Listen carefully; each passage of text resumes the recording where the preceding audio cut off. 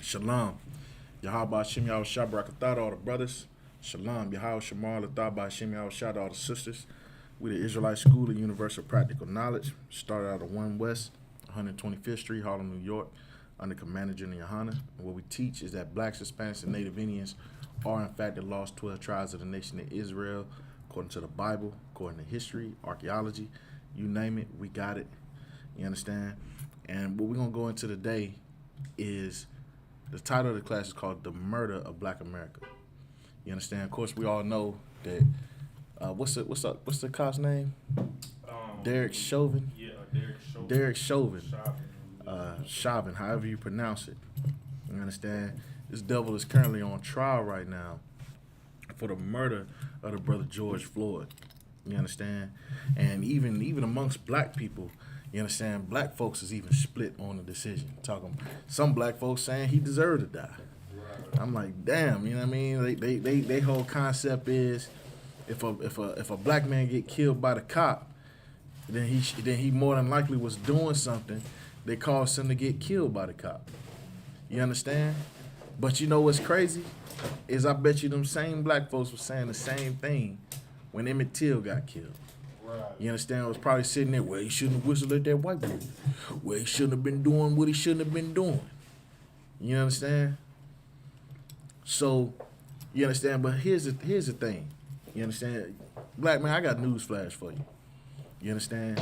You don't have to be doing something wrong to get killed by the white man. You understand? You don't have to be. It's been happening to us for 500 years. You understand? Look at what happened to Emmett Till. You understand? Emmett Till was accused of whistling at a white woman, and for whistling at a white woman, you understand? Matter of fact, so like y'all, if I could send you on a mission, see if you can find like a description of what these devils did to Emmett Till. You understand, Baba Kashah? You understand? See if you can pull that up. The description, because I have an idea of what everything they did to him. I just want to really drive it home with what was done to Emmett Till. You understand? And the reason why I'm bringing up Emmett Till is, of course, we all know that years after Emmett Till was murdered, the woman who claimed that Emmett Till whistled at her came back and said that he ain't do nothing. You understand? He didn't do nothing. Didn't whistle at her. Didn't even pay her no goddamn attention. You understand? And yet that young brother was murdered for that. You understand? And our oppressor's been doing this from day one. You understand? The Christian church got black people's minds so warped. You understand? You got half the Christian church want to go out and protest. You understand? The other half, you understand, they looking at it as like, well, he shouldn't have been out there doing what he shouldn't have been doing. You understand? Because the thing is they don't care about the murder that's happening to black people. As long as they get to live comfortable and get to live in a position to where they feel like they better than another black person. As long as they feel, because you ever notice, Mardakia, that in the black community, you have black folks that consider themselves black folks and not niggers. And that there's another group of black folks that are niggers. Did you know that? Oh, you understand? And correct me, somebody type in the chat, correct me if I'm wrong, but there are black folks that believe that there are black folks on one side and niggers who are not black folks. They something different. You understand? When they live out in the $200,000 house, drive a Cadillac, you understand? Go to church every Sunday. Those are black folks. But the niggas in the hood who don't go to church, who wear the baggy pants, who smoke weed all day, selling drugs, those are niggers. You understand? And in they mind, this is how you know Christianity is a religion of white supremacy. Because Christianity creates white supremacy amongst black people.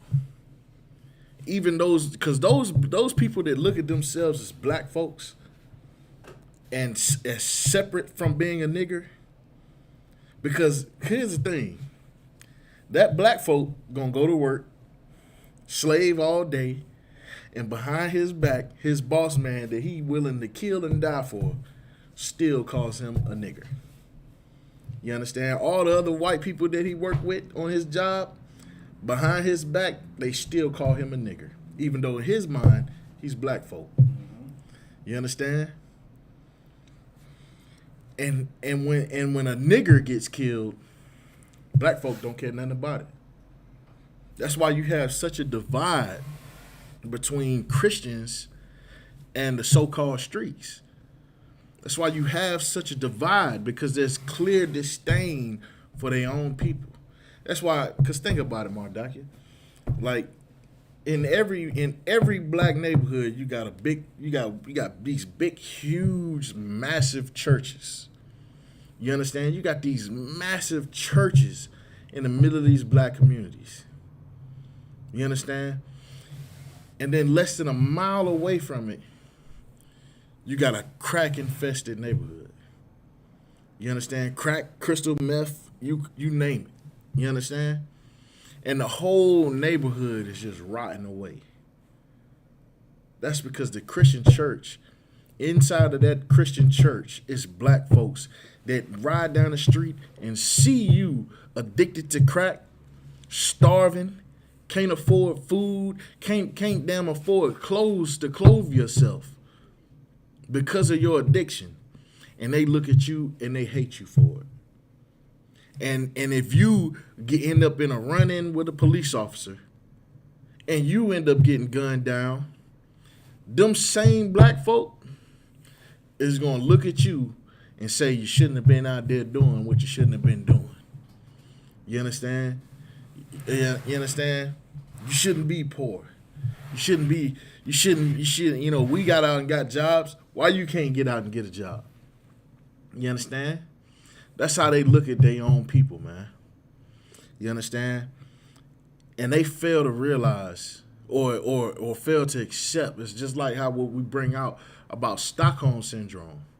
They have such a love and such a desire to be accepted by our oppressor that they refuse to even mention or even hear about how they've been killing us for 500 years. You understand? I want you to, you ever find any information on that? I got a little something right here. I'm just reading over it right now. That, okay, kind of. This is good. Come on, when you got it, go ahead and read it up.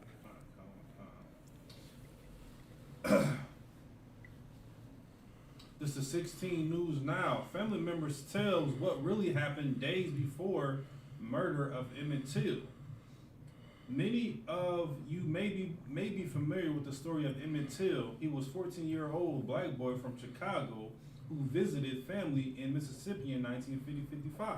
So he was 14 years old from Chicago, visiting family in Mississippi. You understand? Read on. He never made it back home. He was tortured and brutally murdered days after he whistled at a white woman while at a store with family members. Read again what they said they did to him. He was tortured. He was what? Tortured. He was what? Tortured. Nah, they gave him cupcakes and gummy bears. He was tortured. Nah, they gave him ice cream and a free game pass. He was tortured. He was tortured, man.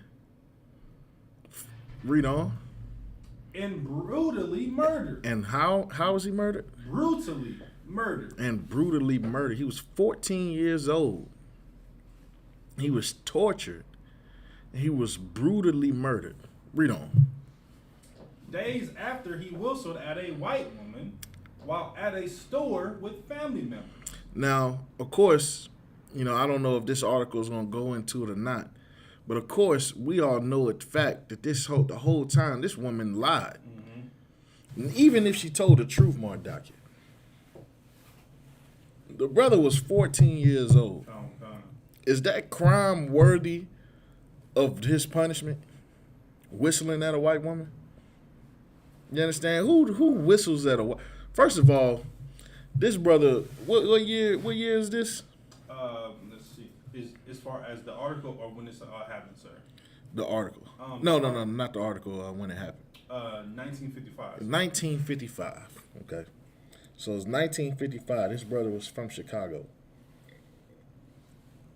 All right. So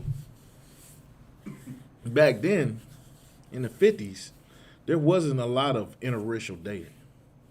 You understand? There wasn't a lot of interracial dating. And most of it during that time period was because black men desired black women over white women for the most part. You understand? Especially in cities like Chicago. You know, during those times, it was beginning to be really, really pushed to accept and love your blackness around the 50s and going into the 60s. You understand? So, come on, man. Like a young 14-year-old see an old flabby white woman, he ain't whistling at that. Right, exactly. You understand? At 14 years old, if I am whistling, it ain't at no 30-year-old woman. You understand? It's gonna be at a 14-year-old girl. Because you 14, that's the world you live in. That's what you attracted to at 14. You understand? Somebody that's, if you 14 looking at somebody that's 20, you understand? As a man, you looking at that like that's old. You old. Think about it, Mark. That when you was 14, 20-year-olds look old to a 14-year-old. Like even 14-year-old kids now, they call me OG. Old school. Like, damn, young buck. You understand? Read on. The killing gripped a nation and many say sparked the civil rights movement. In a rare one-on-one interview with 16 News Now, Joshua Short, the only living witness to this American tragedy, sheds light on what really happened. Go ahead. Willard Parker was 16 years old when his cousin, Emmett, and other family members decided to go get some snacks at Bryant's grocery store at that fateful day in August. Willard was there when his cousin whistled at the store owner's wife. Even though it happened 64 years ago, Parker remembers it as if it were yesterday. I go in, I purchase something. I remember him coming in, Parker recalling the events in 1955 at Bryant grocery store. I said I hope he got his yes sirs and no ma'ams together. and Emmett whistled a mean wolf whistle. Man, we could have fainted. Something as a whistle was huge because he whistled at a white woman, according to Till's cousin. So this brother. Oh, go ahead. So this brother was tortured and beaten and brutally murdered. You understand? And does it say whether or not there was any justice for Emmett Till? I'm not for certain if it goes into detail of that, but I'm pretty sure it wasn't, sir. You understand? We've been murdered in this country. This ain't nothing new. We still scream like they said that this murder happened in 1955, and they saying that this might have been what sparked the civil rights movement. You understand? So the civil rights movement, we was doing what? We was fighting for our right to live. You understand? Fighting for some form of respect. You understand? Is it okay if I breathe some goddamn air? You understand? So we've been getting murdered since the 50s. And we've been protesting since the 50s. You understand? Since Emmett Till. We've been protesting. We've been marching and chanting and yelling and screaming. We done went from I have a dream to justice or else, and ain't been no else. You understand? Now we talking about Black Lives Matter. You understand? Which don't give a damn about black lives. Right. You understand? If you could, I want you to go to the book of Zechariah and go to chapter 11, verse 5. Baba Kasha.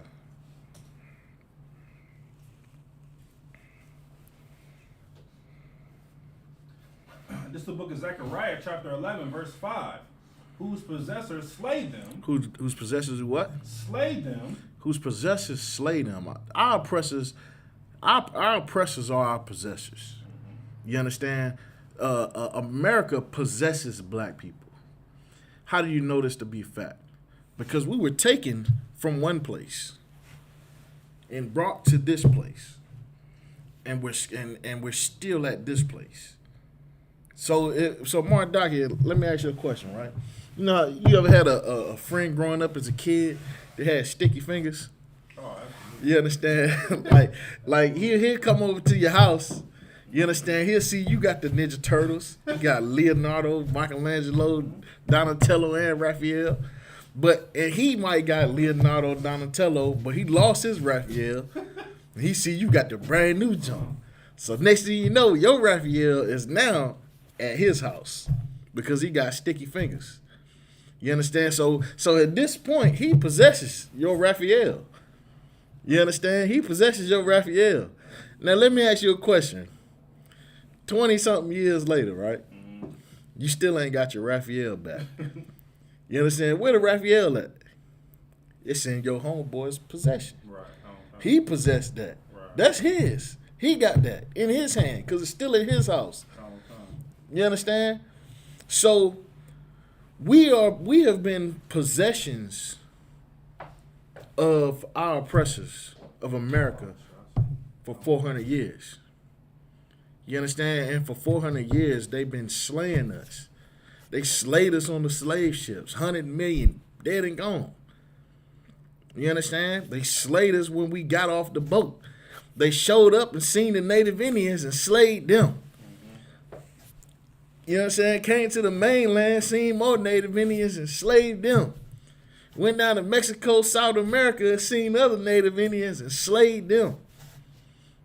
You understand? All through the transatlantic slave trade, slavery, slaved them. From sea to shining sea, Native American tribes from coast to coast, slaved them. You understand? Who else? Then the slavery ended. Black folks trying to have some form of dignity after slavery. That's like, think about it. That's like in a boxing match, even in a boxing match. If a man get knocked out, it's over with. Wow. He get to get up, put his teeth back in his mouth. You understand?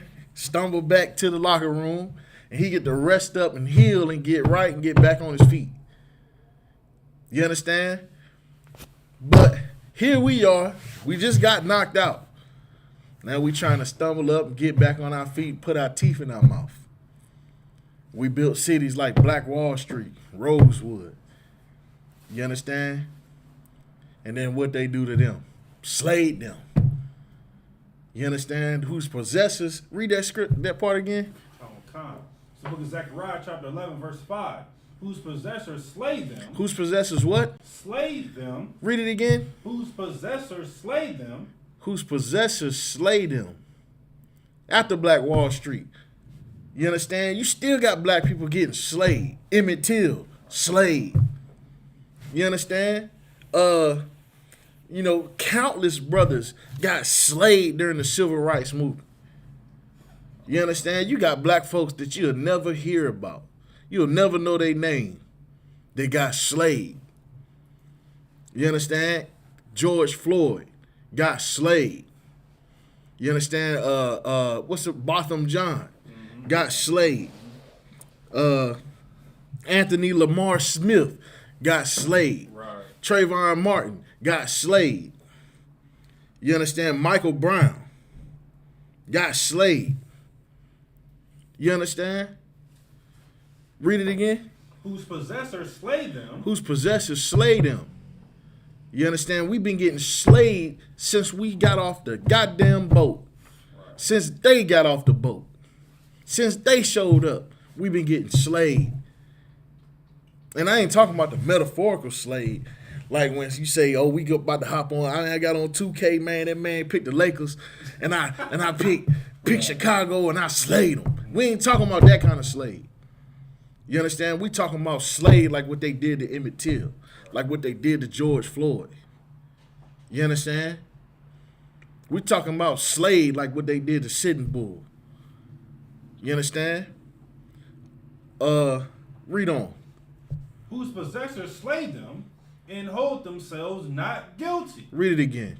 Whose possessors slay them and hold themselves not guilty. Whose possessors slay them and hold themselves not guilty.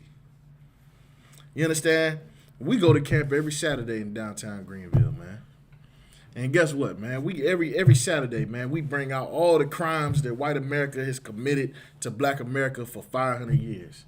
And let me tell you something, man. Them devils walk down the street, smile. Some of them give us money. They do not feel no type of way about what their forefathers did, man. What they say? Oh, we ain't have no slaves. I can't be punished for what my great grandparents did. You understand? Read it again. Whose possessors slay them and hold themselves not guilty. Not guilty. What happened to George Zimmerman? George Zimmerman slayed Trayvon Martin. And his brothers in them courthouses found George Zimmerman what? Not guilty. They hold themselves not guilty. Go ahead, Al. And this is, that whole Trayvon Martin, George Zimmerman, that whole story, man, is kind of one of my favorites to actually talk about, man. You know what I'm saying? Of course, it was so horrible what happened to the brother Martin. But it's just so much proof that Zimmerman did it, to the point where they actually, after of course he was tried and got off, they actually put a documentary out and then gave out so much information saying what led Trayvon Martin to go. I think it was like a CVS or like a corner store to get those items, and how Zimmerman followed him all the way there and all the way back to that apartment complex. And then I'm talking about, like, you can hear, like people calling the police, and you can hear Trayvon Martin in the background screaming for his life until he was killed. You know what I'm saying? Like, it just shows so much proof. And it was on, and they actually took it down because it was on BET, like they had like a documentary. Mm-hmm. It was probably like 4 or 5 episodes, and they got like little clips on it on YouTube. And I encourage everybody to watch. I encourage everybody to watch that every single time they get, because it just shows you how much of an evil place that we're living in. Mm-hmm. So I just want to bring that out. So like it. Right, and get I got to give you a hand on that. You understand? Because it's not new that they've been murdering us and getting away with it. You understand? It's not new. You understand? They've been doing this all through history. You know, what the Native Americans went through is current events for us today. Right. You understand? What the slaves went through on the plantations is current events today. You understand? And guess what? Just like how back then, right, when they would hang a brother at the plantation or in Charleston or something, they would take a slave and they hang him for, maybe he ran away or something. They bring him back and they hang him. You understand? And it could have been a situation where this brother been getting his head beat every day, been getting raped every day. Cause you know how our precious is. They was you heard of buck breaking. Right. They was raping black men on them plantations. Wow. You understand? Can you imagine that? Can you imagine that? Can you imagine being raped every day, gang rape, by these filthy old white men? And you got to go home every day and face your woman and your children while you getting gang raped. And then you haul off and you finally kill one of the men that's raping you in self-defense. You understand? They feel like you deserve to die for that. And you die for that. You understand? And then what you would oftentimes happen is you would have revolts where brothers and sisters would revolt against them plantation owners. Right. Mm-hmm. You understand? They would revolt against, they would buck up against them devils. You understand? And they were so crafty at how they was able to keep black people in line. You understand? They kept us in line by sending in who? Them Christian pastors. Right. You understand? That old snakeskin shoe wearing pimp that you call a pastor. You understand? Was set up by our plantation owners to keep you from bucking up against the system when they get to carry out their bloodlust. You understand? When they kill a black man in the street, notice that all this COVID stuff been going on. Ain't no Christian churches out here doing nothing now. They ain't doing nothing. You understand? I don't even remember even seeing it. I done seen some churches go back to having services. You understand? But I ain't seen them out here in the streets doing nothing. You understand? Cause when you out there doing stuff and doing work in the streets, you don't see who ain't out there. Right. Cause you out there. You understand? You know who out there, who ain't. You understand? Read on up. Come. And they that sell them say, "Blessed be the Lord." Read that again. And they that sell them say, "Blessed be the Lord." And listen, man, let me tell you something, man. You think you waiting on a day where white people would just wake up and be like, you know what, man? You know what? You're right. You're right. You understand? We shouldn't have done it. You're right. It's only fair that we give you this. It's only right. We wouldn't even have this country. If they was decent, maybe. If they was decent, maybe.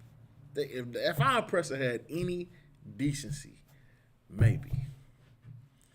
But how can he have decency when because of your oppression, he thanks God? Right. He thanks God that he is able to destroy you and murder you and oppress you and be found not guilty for it. You understand? Read on. Come. Blessed be the Lord, for I am rich. He says what? Blessed be the Lord, for I am rich. You understand?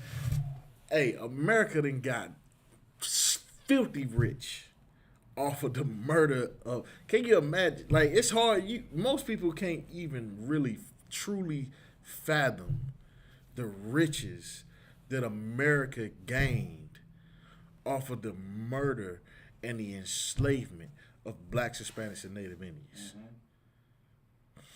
You understand? You really can't wrap your mind around it. You really can't. Because think about it, we have what's called a national debt, which is around $14 trillion. You understand? That's a bill. You understand?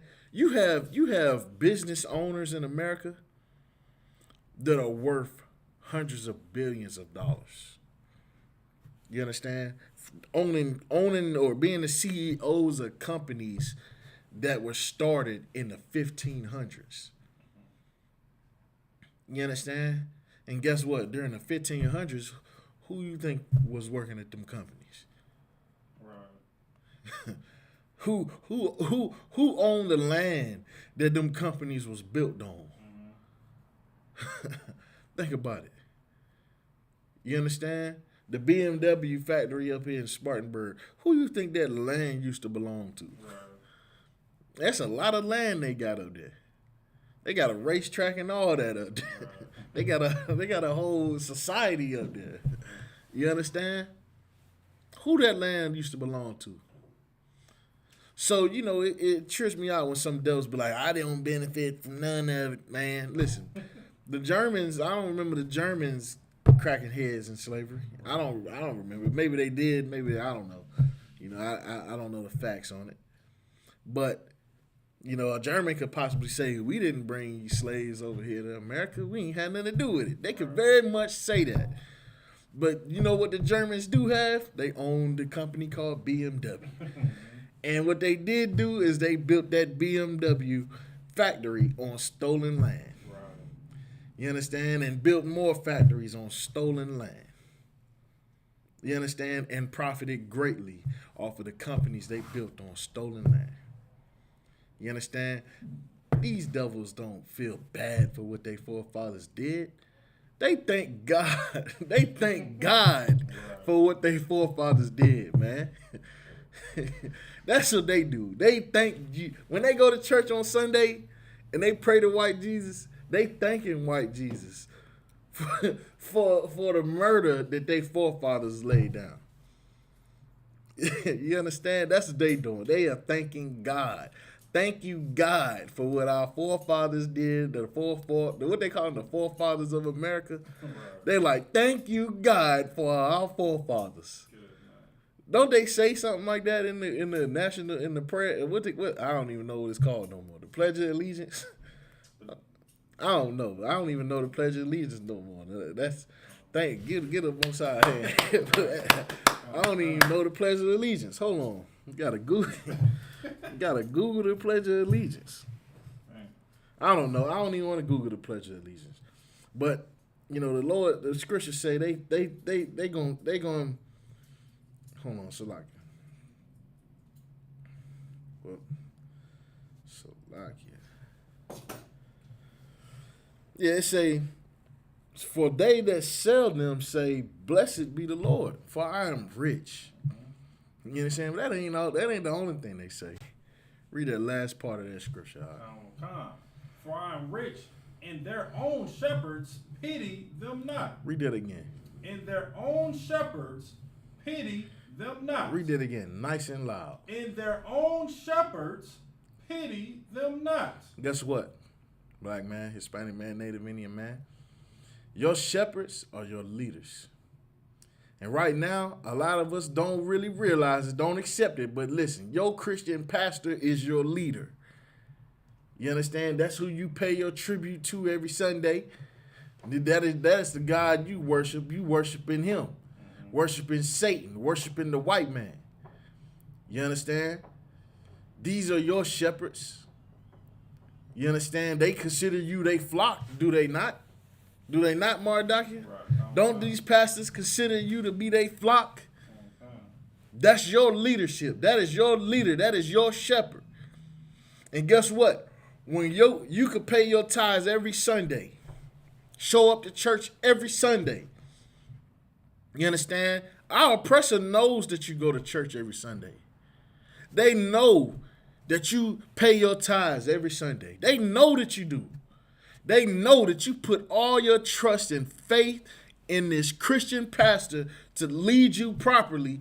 And in the time of need, you hope that he's gonna be a good shepherd and give you the leadership that you need, to give you the brotherhood that you need. And you know what's gonna happen? Read that scripture out. And their own shepherds pity them not. I'll never forget about the sister. I can't remember where she was from. But the sister, I knew her name.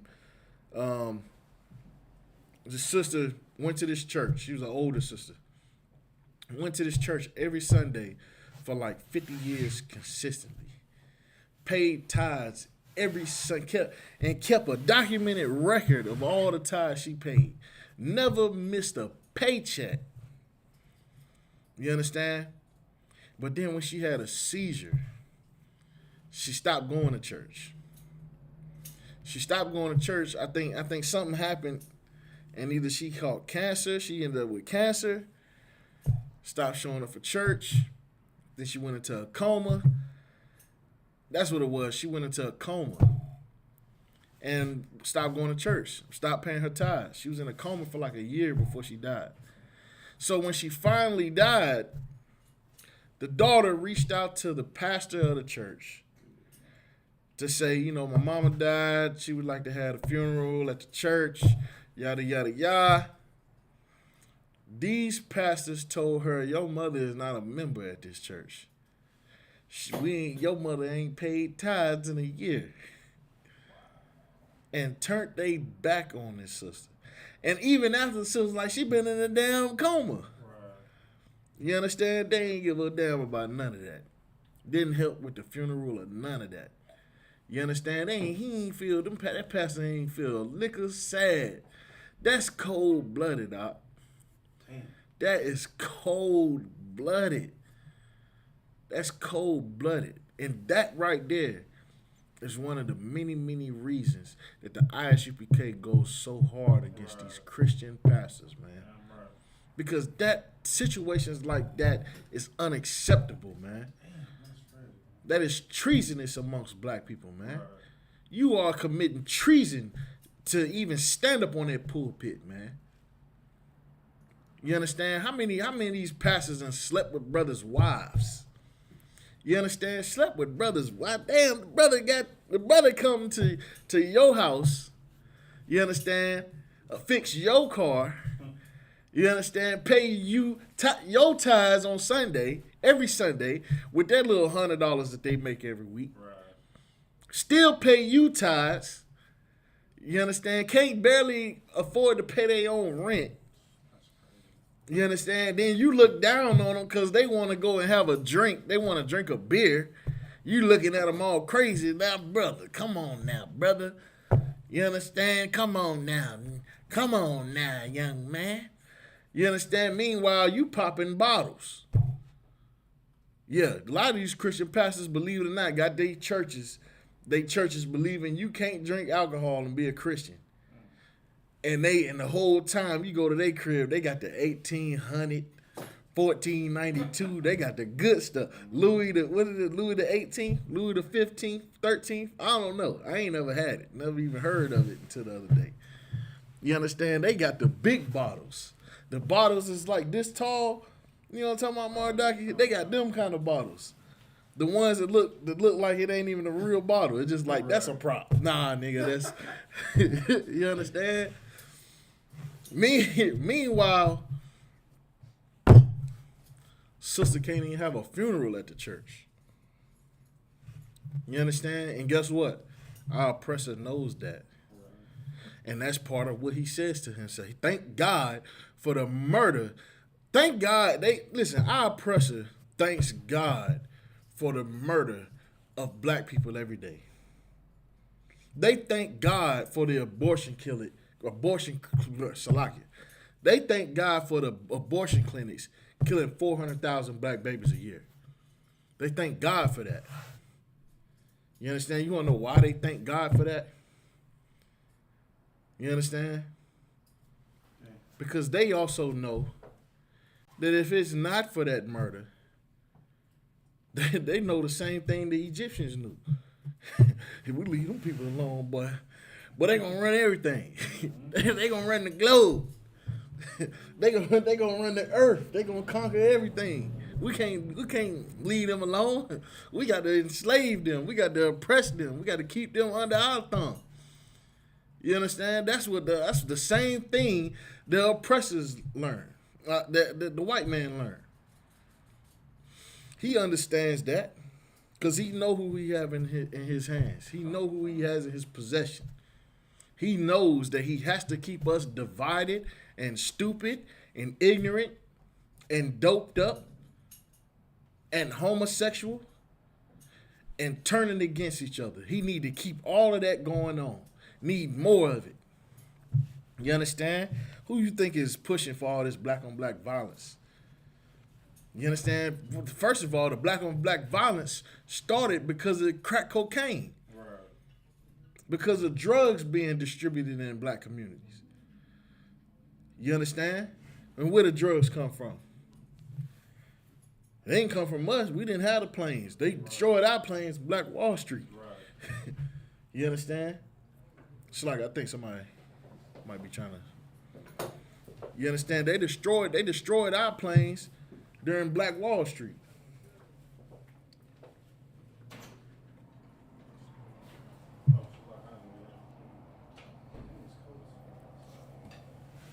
You know what I mean?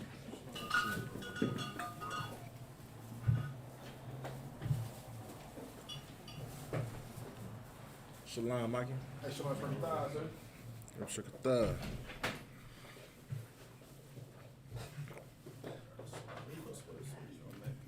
All right. Hey, I'll wait up with the water.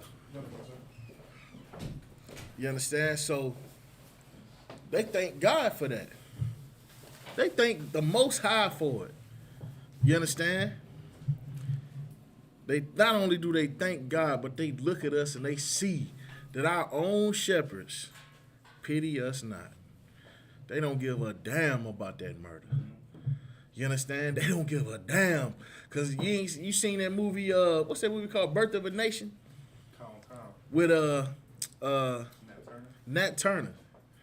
You understand? That's an almost powerful movie. Right. It's almost powerful. You understand? They left out the part where he found out he was an Israelite. Right. You understand? They left that part out. Looked up in the sky and seen a serpent and knew that the white man was the devil. Right. You know, they left out that part. You understand? But you know, that's neither here nor there. You understand? But nevertheless, you understand? In that movie, he shows you it's still heavy because it shows you how they groomed him from a child to deceive his own people. You understand that? And guess what? Now they just do it on a whole different scale. It's a whole different scale. Now, because here's the thing, right? If you look at it like this, right? You understand? If you look at it like this, right? Now they don't have to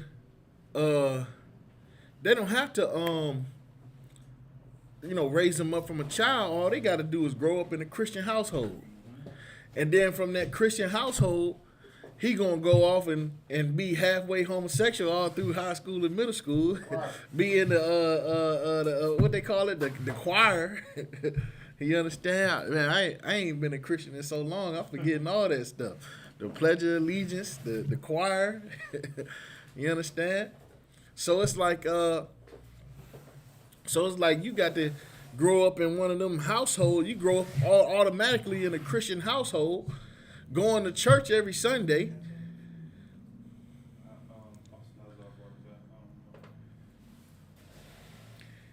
You understand? Just text him. Just give him a call and ask him if it's the wild. Cause I don't. Do you know what that was for?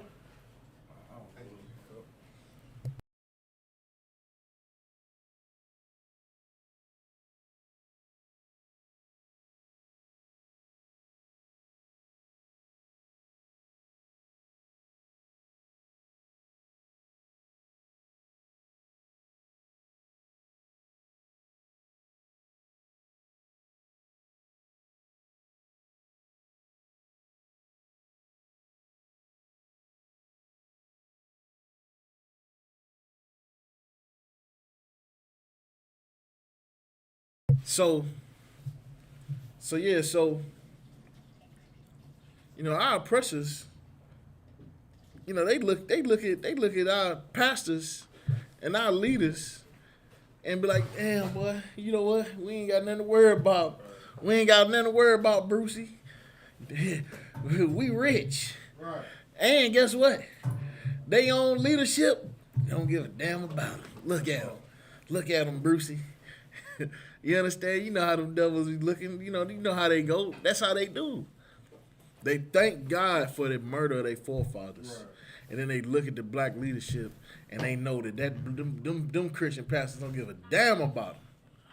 You understand? And it benefits white society greatly for us to be blind and following leadership whose sole purpose is to make us better servants to our oppressors. it is extremely beneficial. It is extremely beneficial for white supremacy for you to be a good Christian. Right. It is extremely beneficial for white supremacy for you to look at another black man and hate him just because he don't go to the same church you go to, or because he don't go to church, or because he actually a man and you a half homosexual who pastor sleeping with his wife. You understand? While you paying tithes to him, you like, I think Pastor Mike got a thing for my wife. But I don't quite. I know my wife be going over Pastor's house sometimes real late at night. We taking that good macaroni on Sunday. Don't even make me no macaroni. Right. We paid extra tithes.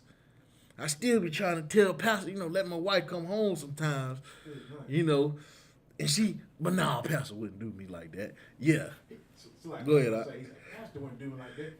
He's a man of God. He's a man of God. You understand? Think about T.D. Jakes. Listen, man, I don't know what T.D. Jakes died of. All I know is, go ahead, they said he had cancer or something. It was Eddie Long. Eddie Long, Salaki. He turned into a razor. Yeah, he turned into a razor, turned into Al Sharpton. Yeah, Eddie Long.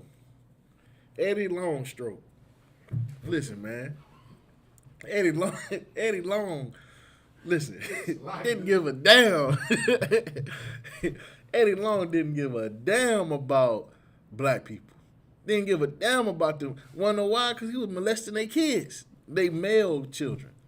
So, let's make that clear. Eddie Long was molesting their kids. Had them kids, I think didn't one of them kids grow up and contemplate suicide or something like that? I think he did commit suicide. Okay, yeah, them boys was messed up from that, man. And look, that happened on national TV. Listen, white America sat there like, thank God for my forefathers killing them Native Indians, taking this land. I wonder if that's how they pray behind closed doors. You understand? Because that's got to be what they pray for. Because they got to know what their forefathers did, man. You know what I mean? Andrew Jackson, John C. Calhoun. You understand? John C. man. That man right there was like Thanos in real life with the Infinity Gauntlet. You understand? That man was a slaughterer of black people in Charleston. You understand? Anything left on that scripture? Matter of fact, read it again from the top. Oh, yeah. Zechariah chapter 11, verse 5.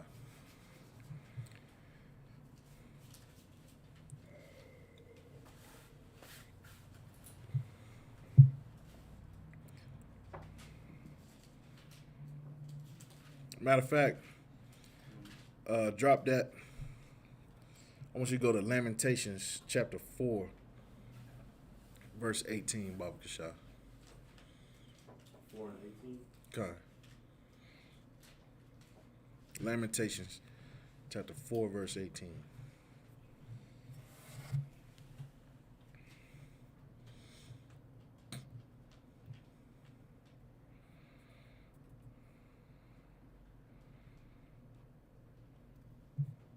They've been murdering us since the beginning. Right. You understand? They've been slaughtering us. We've been you play that game Nazi Zombies on Call of Duty. Well, guess what? We've been the zombies the whole time without the guns, just getting blasted, getting mollywopped. You understand? That's what's been happening to us for 400 years, man. Go ahead. 4 and 18. Yeah, 4 and 18. Lamentations chapter 4, verse 18. They hunt our steps. They do what? They hunt our steps. It says they hunt our steps. They hunt our steps. You understand? Think about that. You understand? They see, while we thinking we can just live, we just trying to live. We just trying to live a normal life. Just trying to raise our kids and be good fathers and see our kids grow up and make babies of their own. That's what we trying to do. You understand? But our oppressor, they trying to murder us.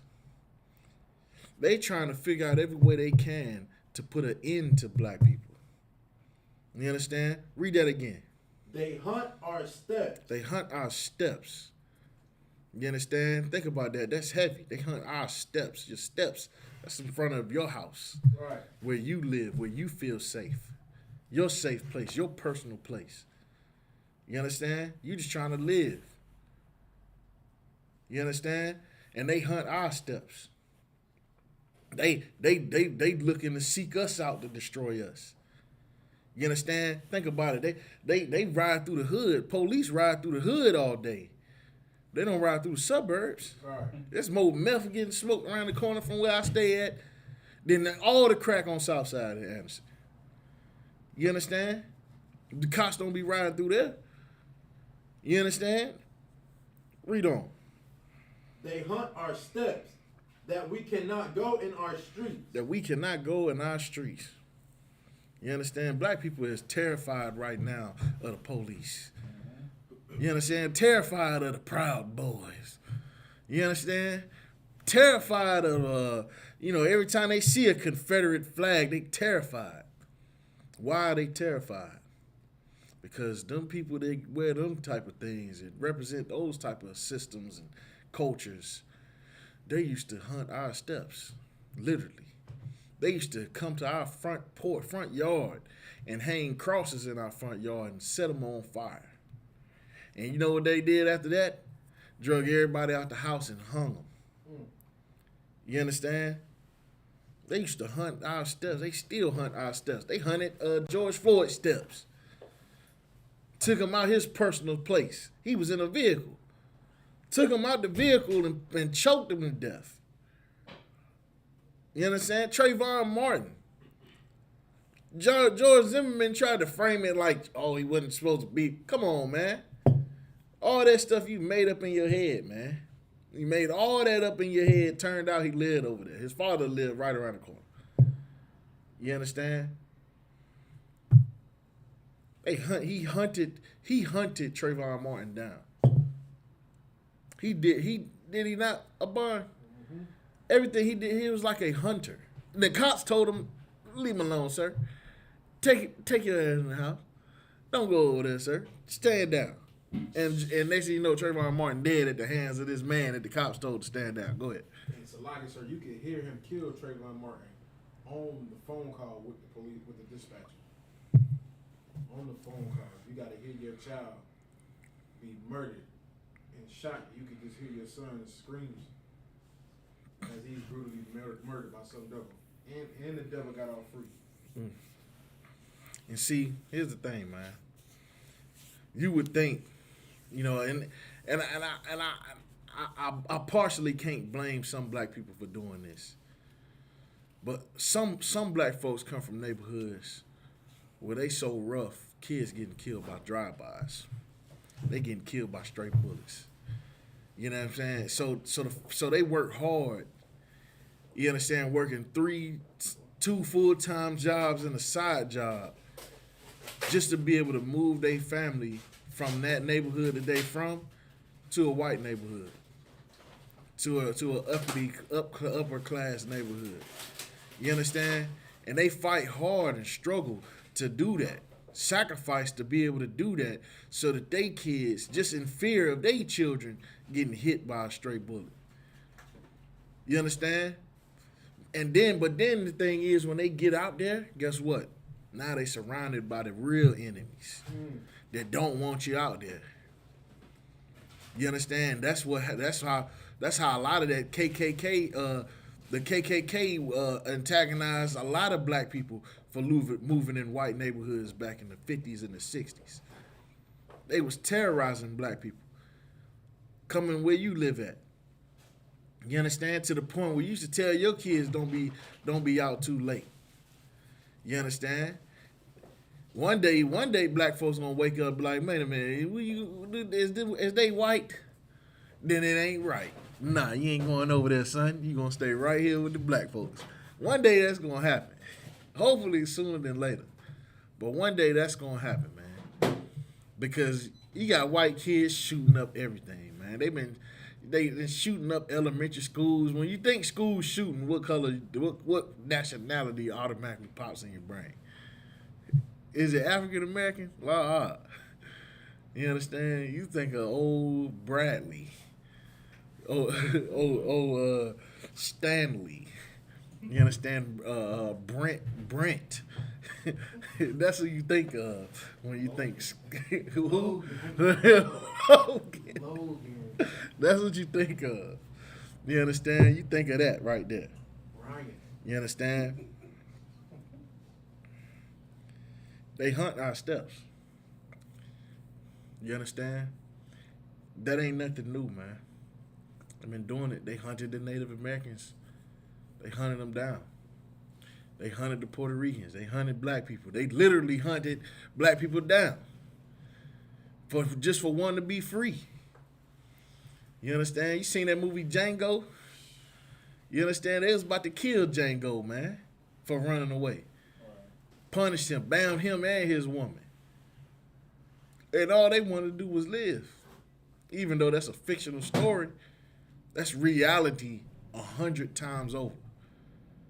You understand? Read on that. Our end is near. Our days are fulfilled. For our end is come. You understand? And that's what a lot of black people start thinking when the cops pull them over. You understand? Now it's like black folk get pulled over with it. What's the first thing they do now? Put their phone on live. You understand? They like put the phone on live, put their hands like this. They be like, sir, turn the vehicle. I'm not touching nothing, sir. My hands stand right here, sir. I'm not moving an inch. You're going to have to, if you're going to lock me up, just take me out the car, sir. I ain't moving my hands. You understand? Because just that one interaction, a lot of black people in fear for their life. You understand? How can you blame them? How many times you got to watch black people get killed by the cops? You understand? And then get pulled over by a cop your damn self. That's like a horror movie, y'all. That's like a horror movie. You understand? To know, man, this could be it. Cops pull me over, they tripping, they walk a holding their gun. This might be it, fellas. Put it on live. And then you understand? I want you to drop that out. I want you to go to Job chapter 9. Matter of fact, give me Psalms 55 and 21. Baba Shah. Psalms 55 and 21. Psalms 55 and 21. The words of his mouth were smoother than butter, but war was in his heart. You understand? Listen, man. How many times we're gonna have to put our trust in our oppressor? You understand? How many times think about all this violence, all this craziness going on in the country? Black people, who do black people turn to? What's the name? Joe Biden. They're going to Joe Biden. Joe Biden get up there. If you don't vote for Joe Biden, then you ain't black. You know what I'm saying? I couldn't believe he actually said that, and didn't get punched in the face. I am still to this day baffled that a brother in the world like me. I know what type of brother I was in the world. In the world, I was a filthy, disgusting pig who loved violence. And not only did I love violence, but I used to love to react to somebody saying something, like a Caucasian person saying something I felt like they shouldn't say. And I know it's other brothers out there that's just like that. Right. And I know that if had one of them brothers been in the general vicinity, Joe Biden would have got his head cracked open on national TV. Right. You understand? But Joe Biden suckered black people in, man.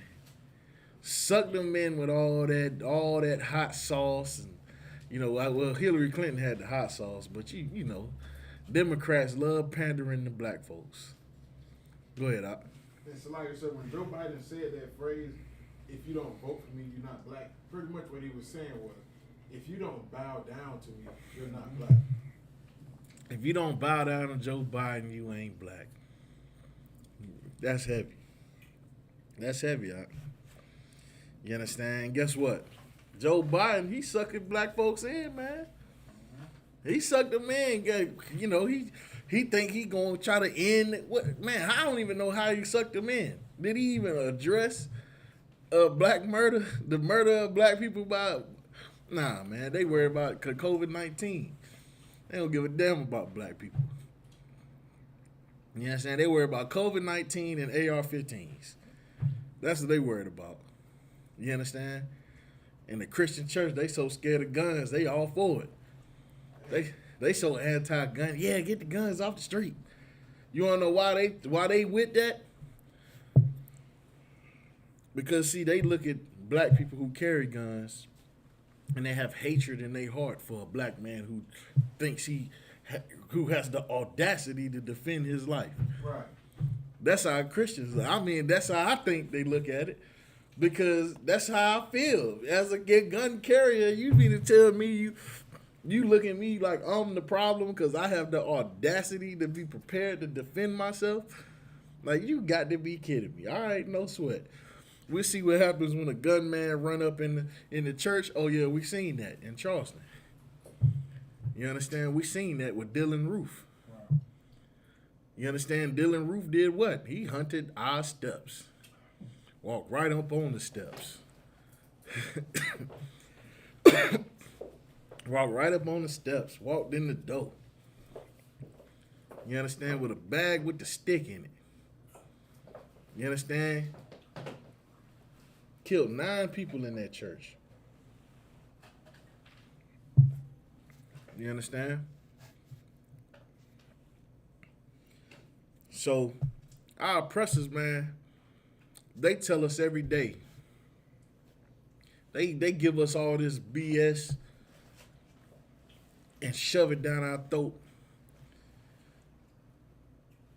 and try to word it in the most politically correct way. They try to, oh well, it ended up coming out. Did da da da da da da da da da da da. Man, that man got murdered on national TV, man. Right. That man's supposed to be in prison for what he did, man. He murdered that man. You understand? He had his knee on his neck. At least what they call, I think in Georgia they actually have a charge for that. Like, if you doing something that results in the death of another person unintentionally, they call it malice murder or malicious murder. Is that what they call it? Malicious murder? Malicious murder. It's almost like manslaughter. But manslaughter is like an accident. Whereas malicious murder is like you intentionally doing something to harm or detain this person, and that act that you're doing results in the death of that person. They call that malicious murder. So they give you, we can see plain as day, you understand, what they really doing. But on TV, when you see any type of Caucasian person address the murder, you understand, it's like they talking in circles. They'll talk all day and don't say nothing. Then at the end of it, say something that sound good, and you like, yeah, man, I guess you're right. You understand? Because the words in his mouth is smoother than butter. You understand? Donald Trump, Barack Obama, even though he ain't a Edomite, we're going to lump him in the mix because he represented them.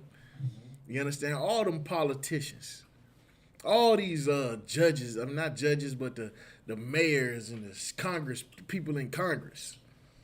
You understand? Them the decision makers. They not our shepherds. Those are the decision makers. Wow.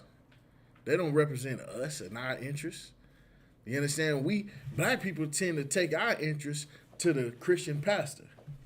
And then the pastors do what? They come together and take it to, it's like we a whole separate thing that ain't got no power. Go ahead, Al. So like, I think a politician in Georgia just got this Senate seat for the Democrats. It was a pastor too. It was the same pastor who supported abortion rights. He was probably support homosexual rights too. Pretty sure he does, sir. Of course he does. You can't support abortion and not support homosexuality, because the same people aborting the babies is the same people cutting men's rods off and calling them Susan. Good night. You understand? So I mean, you can get one thing go hand in hand. You understand? So these politicians and all these leaders, man, listen, man, they not for us. They might talk a good game. You understand? They might talk a good game, say something that sound good, like how what the sister's saying now, talk to me nice. Yeah, he talked to you nice. But read on. His words were softer than oil, yet were thy drawn swords. Yeah, hold on, we missed the part. You want me to start from the top? Hold on. Yeah. Start from the top. Psalm 55:21. The words of his mouth were smoother than butter. You know what I'm saying? The words of his mouth were smoother than butter. Go ahead. But war was in his heart. But what was in his heart? War was in his heart. But what's in Joe Biden's heart?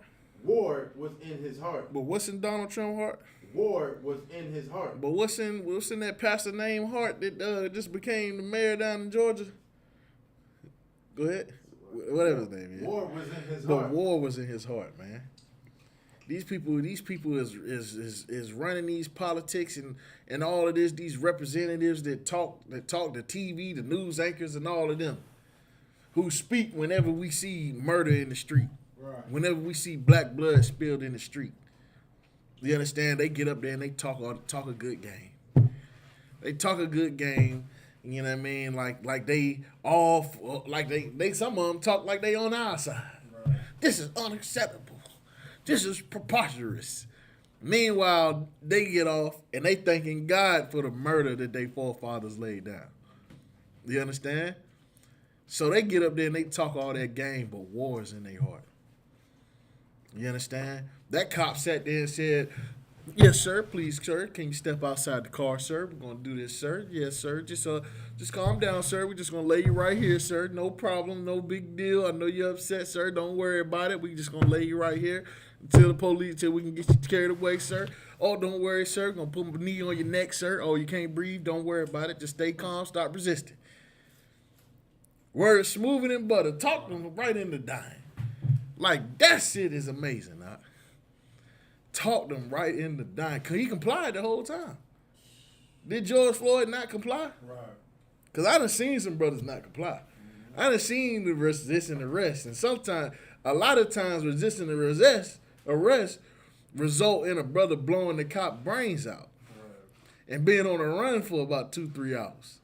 I thought that was a resisting arrest, Mark Doctor. Like I thought resisting arrest meant you ran from the cops. Little do I know, resisting arrest means you just shot and ain't trying to get tugged on. That's resisting arrest. You understand? And the whole time he talking to you, and he complied with everything the cop told him. Cop told him sit down. He set him down, and he sat down, handcuffed. Cop lay on your stomach. He I can't lay on my stomach because I got arthritis or whatever he said.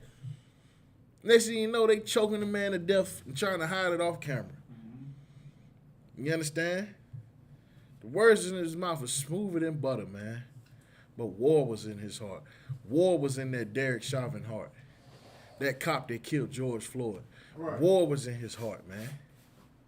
Salakis, somebody keep me off a little bit of that juice. Baba Gosha. Yeah, you know what I'm talking about. So,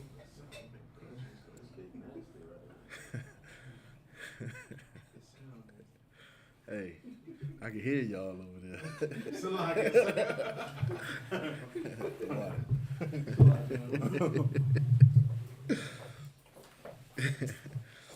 But war was in that double heart, man. You know, I done had run-ins with the cops. You know, I've always complied with the cops anytime I was ever put under arrest. You know what I mean? Anytime I was ever arrested, I always complied. But I could clearly see how quick this could turn from stop resisting to brains blowed out. You understand how I'm resisting with my hands behind my back, sir? You understand? I'm a big guy. I can't pull my arms all the way around my back in certain scenarios. You know what I'm saying? Also, you're going to have to assist me. You talking about handcuffing me, you're going to need two of them. like I ain't gonna be able to. You gonna think I'm resisting?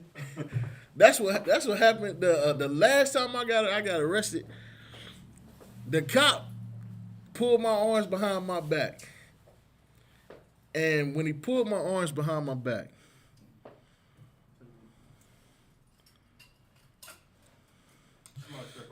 go ahead. Yeah, so this whole situation with the George Floyd situation, it's just so heavy, man, and it just shows you. Of course, you understand. We all, heard about the, the stories that happened down there in Georgia with those Asians getting killed. You understand? Now, it was an Asian police officer there as well too. Right. And once again, like I said before, this just shows you how much love we have for these other nations. You understand? Because in one sentence, we like, oh, we gotta, stop hate for, the Asians. But in another sense, it's like, man, wasn't the Asian just, a part of a crime? You understand? Right. And hold on, Salakia. I take it even further. I'm gonna let you finish, but it was an Asian cop that shot Philando Castile. You understand? Stop the Asian hate. Right. Yeah, the Asian hate the black man too. Blew his brains out and then he found out that day he ain't white. That Asian cop found out that day he wasn't white because they locked him up immediately, expeditiously, as T.I. say. But go ahead and finish. That was the social life, sir. Yeah. That's real heavy what you were saying. I was wanting you to go a little more on it, but yeah, it's like black folk,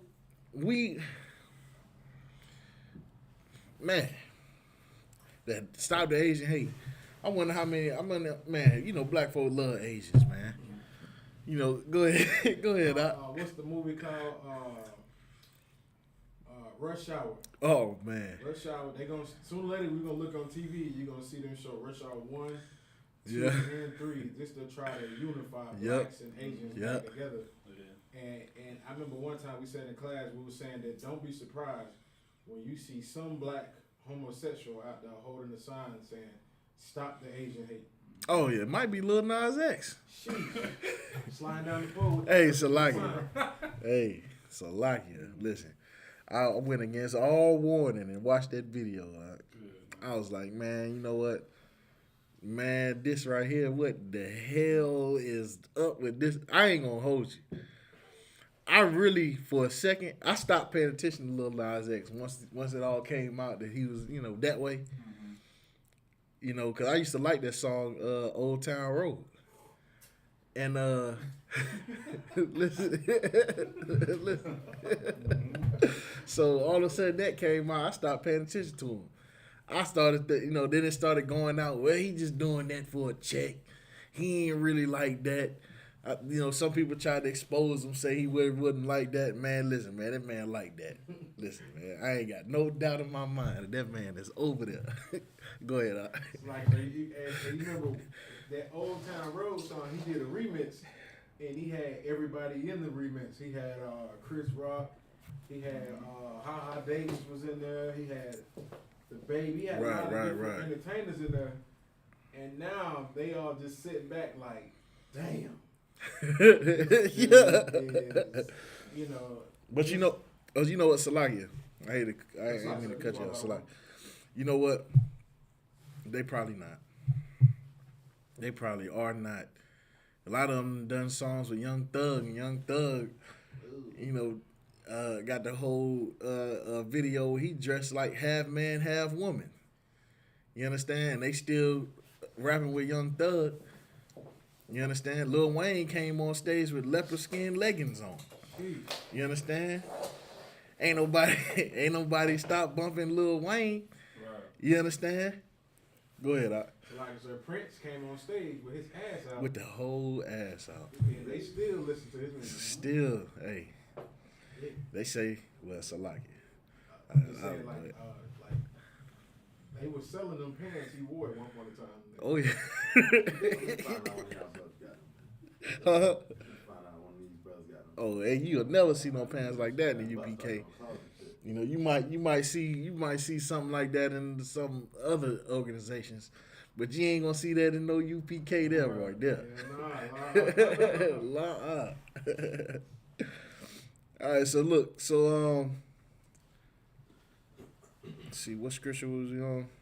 We was on Psalm 55 and 21. All right, go ahead and finish that one up. His words were softer than oil, yet were they drawn swords. You understand? Our oppressor, man, has been continuously violent towards us. You understand? And us protesting is not going to get it done. You understand? Us protesting is not going to get it done. The next scripture is in the Apocrypha. You got an Apocrypha or you need this one? Ain't no sweat. That's why we keep one here. I want you to go to Wisdom of Solomon, chapter 2, verse 23. You understand?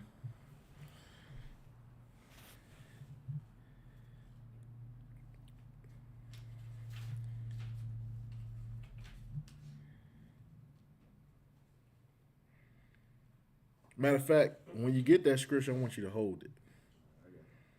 You understand? When you get that scripture, I want you to hold it. Just like put like a bookmark in it, and we're gonna hit a couple other scriptures, then we're gonna hit that one. So that's Wisdom of Solomon 2 and 23. Just hold that one, and then we're gonna go to Isaiah 9 and 16.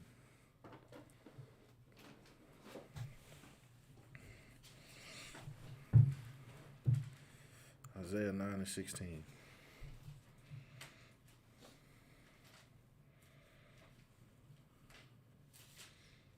And see, at this point, the reason why we getting murdered in the street, that rests on the hands of our black leaders. That's whose fault it is at this point. You understand? Because black folk look to them for leadership. Look to them for their moral compass. You understand?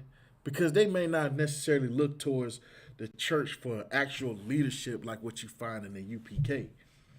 But the general idea of what they think comes from the Christian church. You understand? But here's the thing. That understanding in the Christian church comes from our oppressors. You understand? All of the things that we learn in the Christian church as Christians growing up in America is all about how to fit into the culture of America. And they start in first grade. You understand? I remember in first grade, it was foreign to me to stand for the Pledge of Allegiance. I was like, what is this? I do what? I pledge a who? And I remember my first thought when I first found out that I had to say this pledge. My first thought was, I shouldn't be doing this. Right. This don't seem right. Like I remember those thoughts. Because in my brain, I know I was only like 6 years old, but I remember something in my brain was like something like I'm pledging allegiance to the devil by saying this. Like that's literally how I looked at it. And the only reason why I looked at it like that is because before I even turned 6, when I first learned to read, my great-grandmother drilled in my brain the 10 Commandments.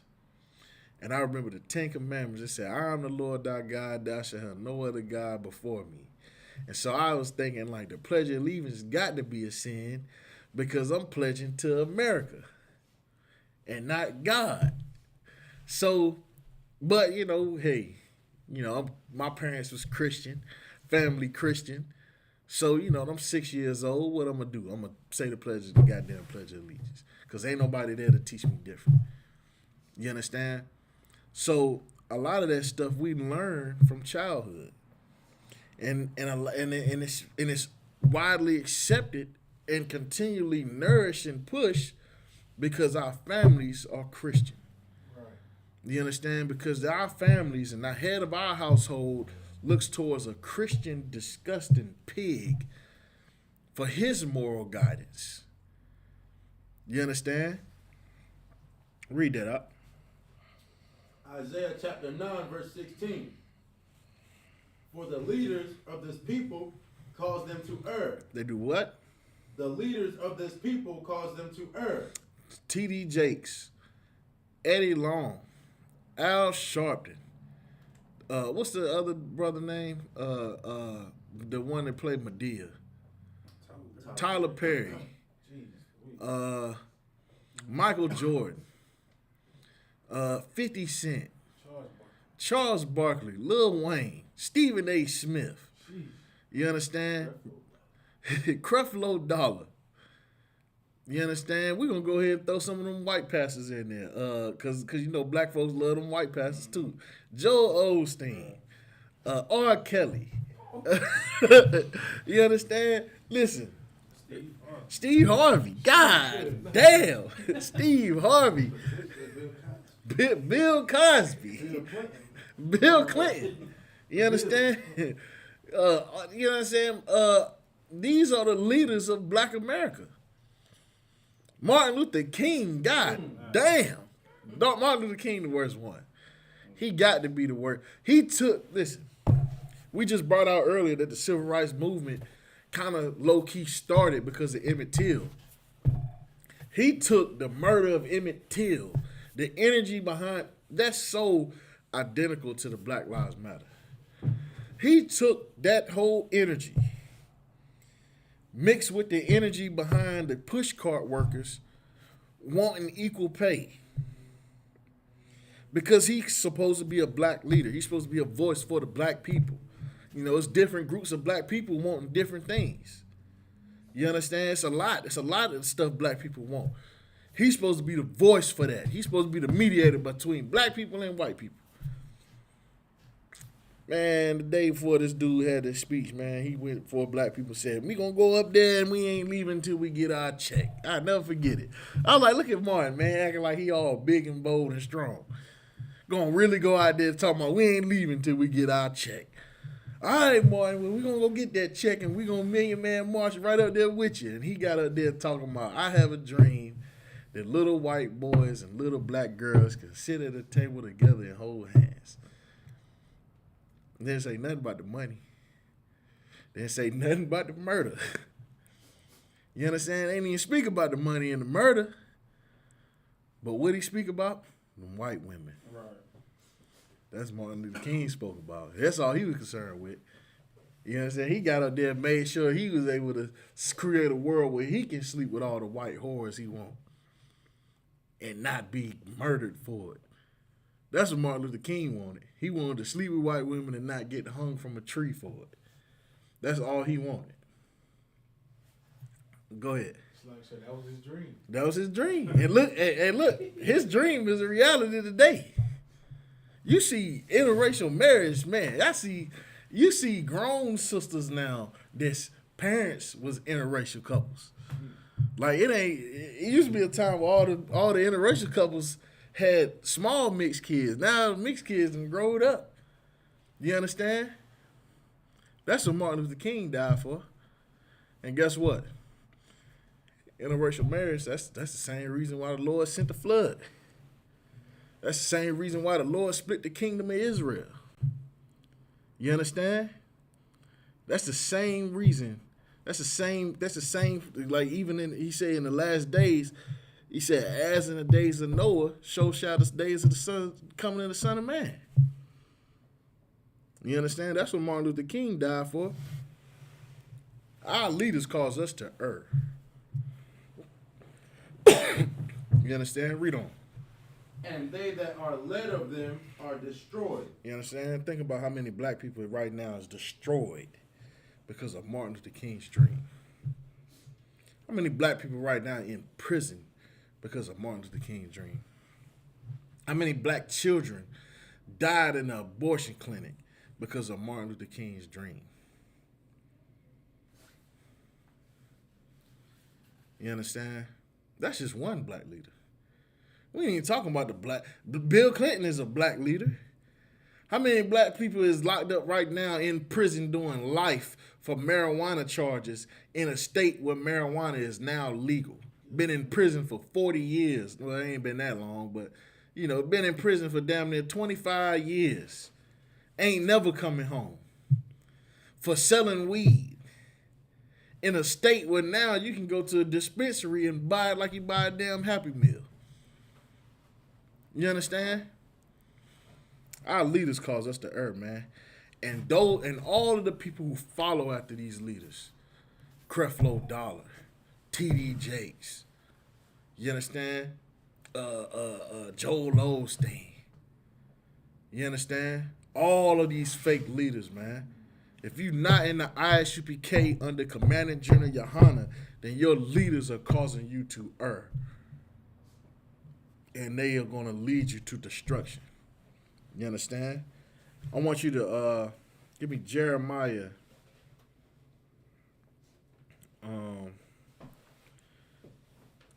What is it? Give me Salakia. Was it Jeremiah 14:2? Or Jeremiah 14:1? Salakia, is that the one I'm thinking of? Envy not the oppressor.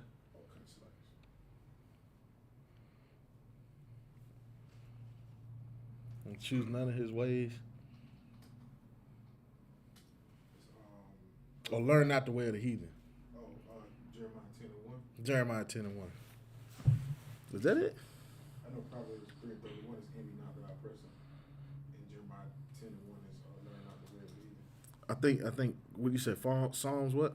Proverbs 3:31. Proverbs 3:31. I think that's one. That one's it. Proverbs 3:31. Hold on. Proverbs 3:31. He was right. Proverbs 3:31. See, our leaders, black leaders, all these Christian leaders, they represent the religion of white supremacy. Right. Because think about it, man. Listen, man. Just do the math. Just use your brain for just 1 second, Christian. You understand? Just use your brain for 1 second. Just think about this one thing. Because now I know every Christian church don't agree to this, but think about this, man. Think about this, right? Look at what happened in Charleston. Look at what happened in Charleston, South Carolina. Listen, man. Dylan Storm Roof run up in this building right now. He ain't making it out this building. Yeah, right. And ain't none of the brothers in here getting touched. You understand? That's a fact. Right. In that Christian church, why? Because we have righteous leadership. You understand? We have righteous leadership in the ISUPK. You understand? Ain't no sissies in the UPK. Right. You understand? Ain't none of that going on.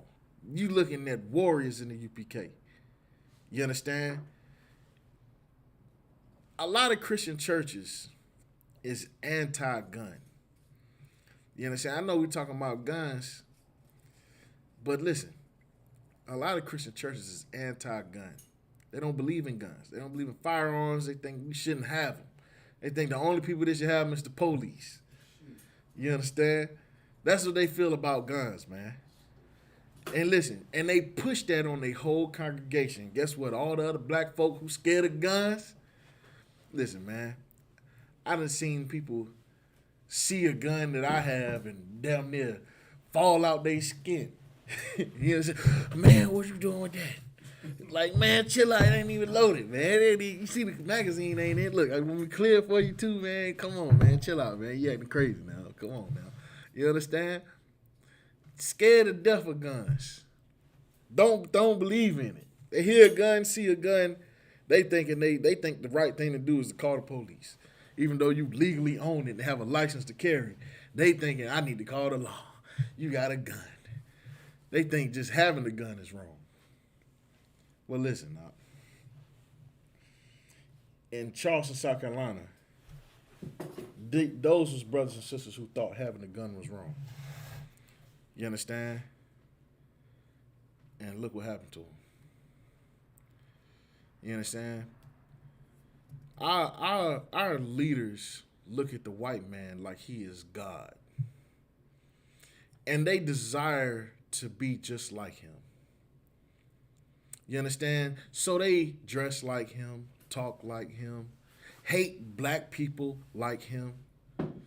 You understand? Actively do things to destroy the black community like him.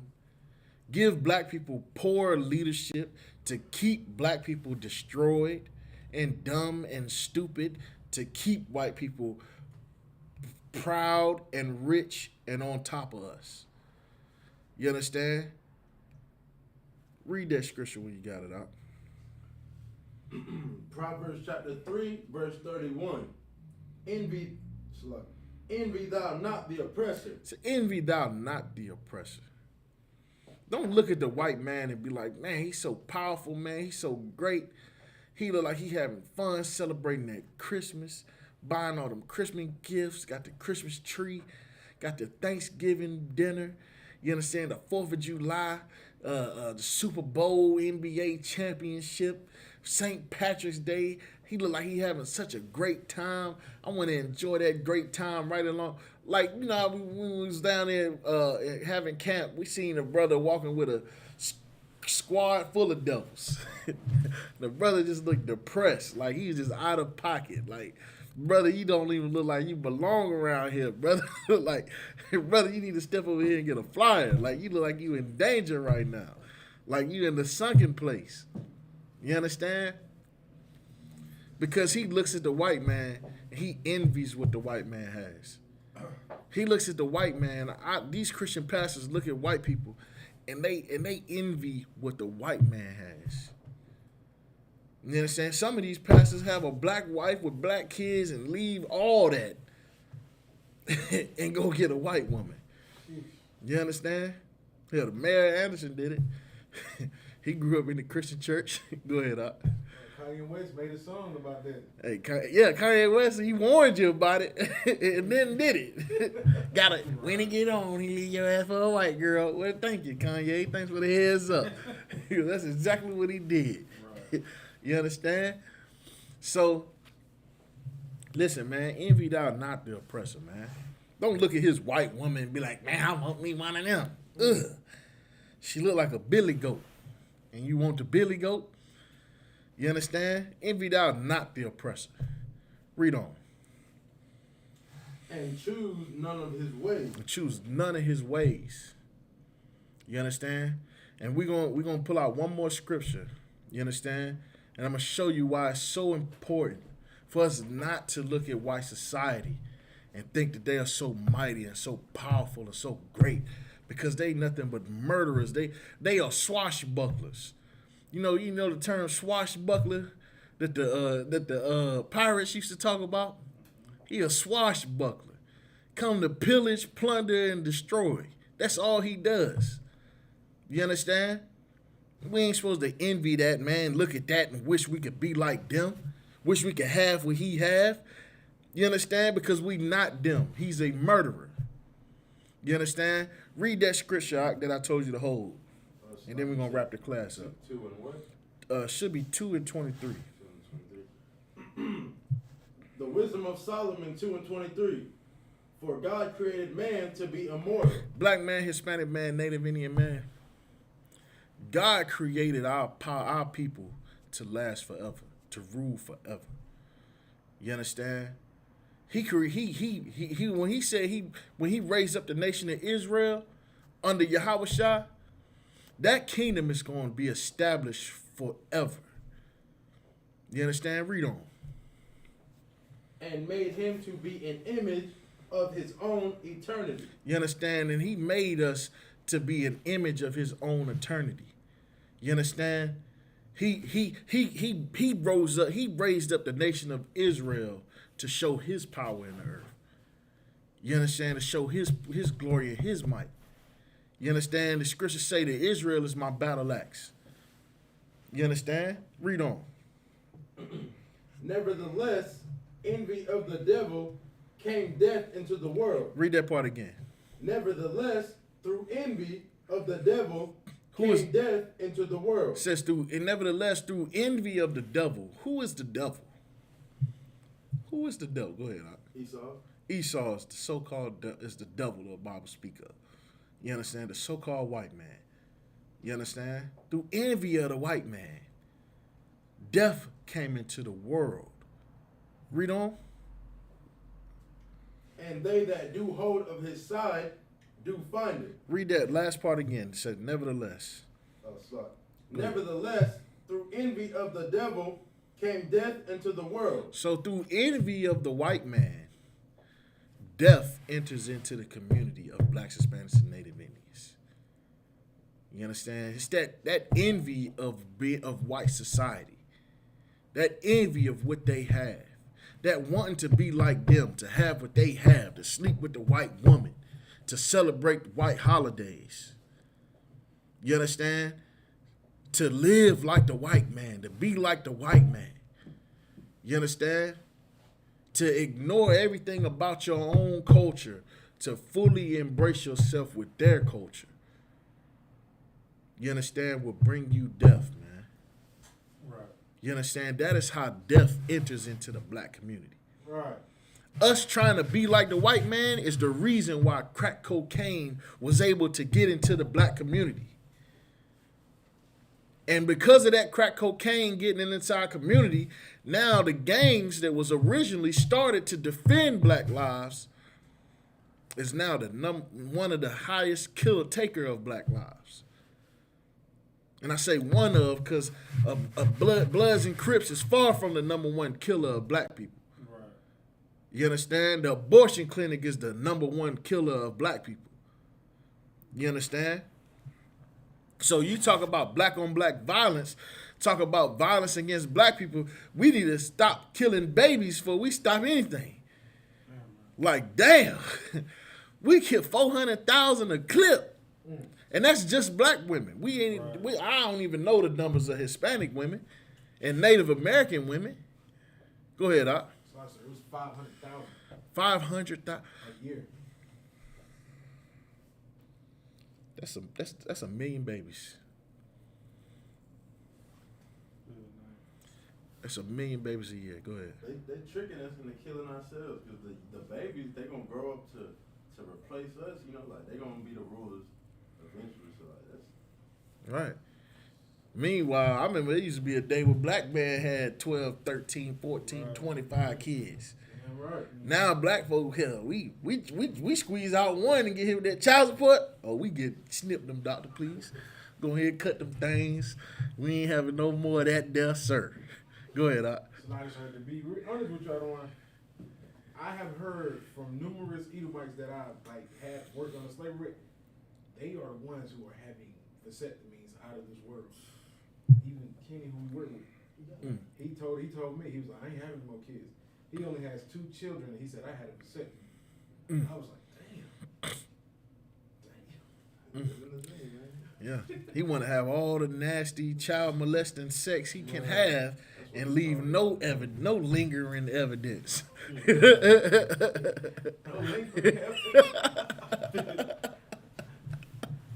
Hey, that's how the white man, he's wicked and twisted and disgusting. He look at getting a woman pregnant as evidence. You know what I mean? So yeah, so read that again. So nevertheless, through envy of the devil, through envy of the white man, death came into the world of blacks, Hispanics, and Native Indians, into our world, where at one point in time we was created to be an immortal society. You understand? Our society was supposed to last forever. You understand? But every time we look at the white man and look at what he got and think, oh man, I wish I could just have what he have. You understand? Like even in, I was going to go into the book of Maccabee. Matter of fact, Let's get that, and then we're going to wrap up the class. First Maccabees chapter 1, verse 11. You understand? First Maccabees 1 and 11. You understand? If we can get it quick, because we definitely over on time. It's like, what time will taco place close? Salakia. Go ahead. First Maccabees 1 and 11. In those days went there out of Israel wicked men. You understand? Of course, Israel is blacks, Hispanics, and Native Indians. Now, follow this. If you're trying to figure out who the wicked men in Israel are amongst blacks, Hispanics, and Native Indians, listen to this. Like Captain Thought say, hear this. Go ahead, Doc. Who persuaded many, saying, let us go and make a covenant with the heathen. To do what? Let us go and make a covenant with the heathen. To do what? Make a covenant with the heathen. He said, let us go and make a covenant with the heathen. That's what the wicked men said. Who else did that? Martin Luther King did that. Let's go make a covenant with the heathen. Civil rights. The Civil Rights Act. That was the covenant that we made with the heathens. You understand? What other? What's the? Shit. What is it called? Nah, not Michael Jackson. Jesse Jackson? No, not Jesse Jackson. Damn, man, what is the term? Oh, you gonna see that. It's a term. Nah. Affirmative action. Affirmative action. That is a covenant that we made with the devil, with the white man, with the heathen. You understand? Affirmative action. What the hell we need affirmative action for when we got black colleges? What we need to sit on the back of the white bus for when we got a black bus? Right. You understand? Man, let me be the bus driver back then. I'd be like, man, I ain't going out there protesting with them. I'd be like, the hell with Rosa Parks. Like, not like, Bob, why you tripping about Rosa Parks? Shit, she know I got the goddamn bus, and I actually pulled up before the other bus, and she ain't want to get on. So she kissed my ass. You understand? Why she ain't get on the black bus? You understand? It sound good in middle school. Rosa Parks, she just didn't want to get in the back. And she sat there, and they locked her up. Next thing you know, Martin Luther King marching down the street getting bricks thrown at people's face. He took a brick to the face to sleep with white women. Go ahead, Doc. It's like, man, it's just so stupid. You think about it, you getting arrested because you want to sit on the front of the bus Yeah. with white people. Yeah. It's like, he's like, go sit in the back. I've been working hard all my. You already been working hard. Just walk to the back, sis. Where's the black bus? Go ahead. I just want to say that's ironic because, like, when I was in high school, we fought to sit in the back. That's what we wanted to do. Hey, We we used wanted to sit at the front. Hey, we used to say that all the time. Like, ain't nobody want to sit in the front of the bus. Me personally, I don't like to sit in the front of the bus because I like to see everything, and I like to see everybody on the bus. Right. I want to see everything. Ain't nobody gonna be popping no guns behind my back. Yeah, right. I don't even sit in restaurants with my back to the door. That's I just do that naturally. You understand? But go ahead and read that out. Let us go, Let us go and make a covenant. Hold on, with the Salak, if we could start over. in those First Maccabees 1 and 11. In those days went there out of Israel wicked men. Now this was during the time of the Maccabees, which is during the time of the Greek invasion of the nation of Israel. You understand? Through the what was the general's name? Nero. It was Nero. He was the Emperor Nero. Emperor Nero. It was under Emperor Nero during the Greek Empire. Oh. I thought it was a general. I thought Nero was a general. Salaki, we just go. It was around that time period. Go ahead. Who persuaded many. Who persuaded many. You understand? Meaning these are people. These are men of prominence who black people actually listen to. You understand? Like, black people don't listen to the UPK. They listen to T.D. Jakes. Right. You understand? T.D. Jakes is a position of power. He's one of them ones that would persuade many. Read on. Saying, Let us go and make a covenant with the heathen. Let us go and make a covenant with the heathen. Let's go be in agreements with white people. Let's go build with white people. You understand? Let's go be cool with them. Read on. Let us go and make a covenant with the heathen that are round about us. That are round about us. Go ahead. For since we departed from them, we have had much sorrow. You understand? Guess what? That's the same thing the brother said in Egypt. When they got freed out of slavery in Egypt. Man, ever since we departed from the Egyptians, man, life been so terrible, man. We've been out here in this wilderness, man, living horribly. We need to go ahead and go back. You understand? And just like that, during the Greek times, during the Greek Empire, when they was trying to invade Israel, you have black folks saying, man, let's just go over there. Let's join the Greeks, man. You understand? Because at that time, those people, they did that. So, like, does that scripture get to it? Do you see on the next verse? Read the next verse for me. So this device pleased them well. Go ahead. Then certain of the people were so forward herein that they went to the king, who gave them license to do after the ordinances of the heathen. You understand? So they went and they did these things. You understand? People followed after these wicked men, and they did these things. They made a deal with the white man.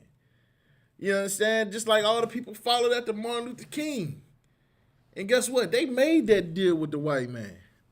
And now we still paying for that, for making that deal. You understand? What the hell was civil rights for?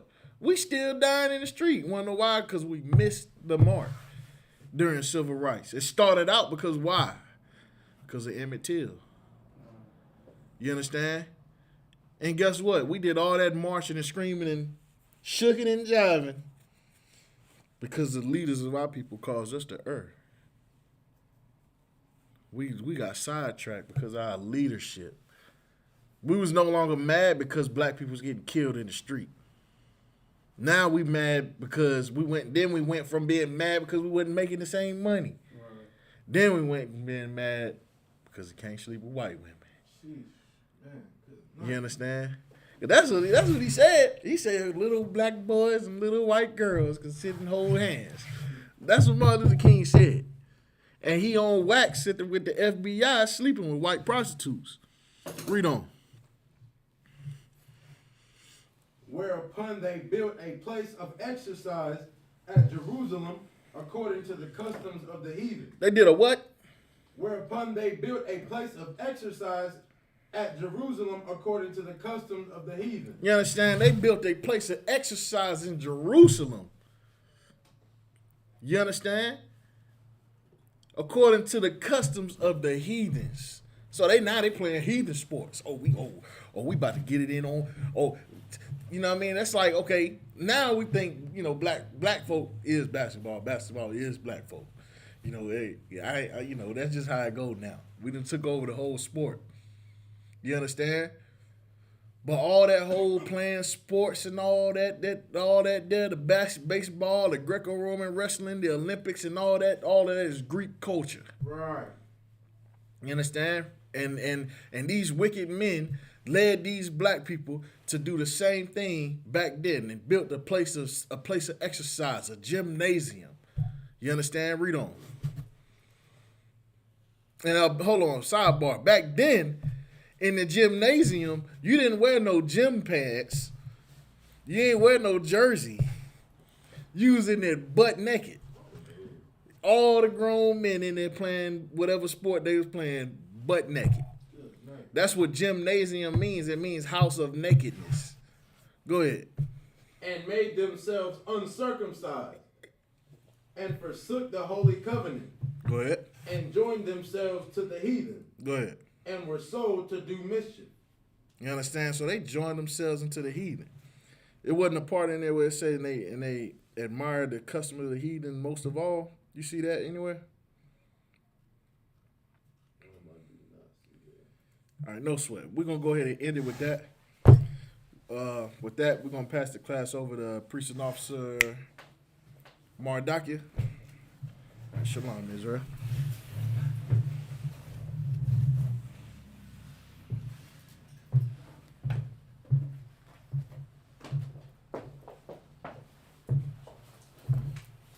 Hey, Christ. ISUPK security announcements. We are the ISUPK, star of 1 West 125th Street, Harlem, New York. Rule for new brother and sister. When a new brother or sister comes into the school, they are off limits for 6 months. They are to be saluted only. They are here to share themselves of the world. If they need transportation, the teacher will arrange it. After 6 months, if a brother or sister has an interest in a particular person, he or she must get permission from the head to speak to a brother or sister.